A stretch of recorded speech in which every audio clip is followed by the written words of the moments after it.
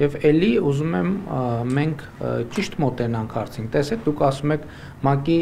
ամբիոնը դառնում է ինչ ասցիք։ Որոշակի հարցեր բարձելու։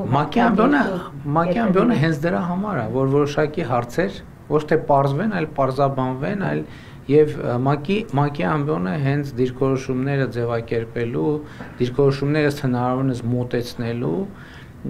համար է եւ դա նաեւ իմ մոտեցումն ու ընկալումն է։ Ընդհանրապես, գիտեք ինչ, մենք հետեւաբար, եթե ենթադրենք, որ ձեր ամեն ինչ հենց ձեր հարցի տրամաբանության մեջ է եւ չկա որևէ առարկություն ձեր հարցի դիտանկյան հետ եւ ինչ հաջորդիվ ինչ ուրեմն, այսինքն ինձ այդ ընկալումը, որը միջայլոց Հայաստանում կա եւ այդ ընկալումը ծանոթ է նաեւ ինձ եւ ես հաճախ եմ ասում, որ այն բոլոր ընկալումները, որ այսօր Հայաստանում կան եւ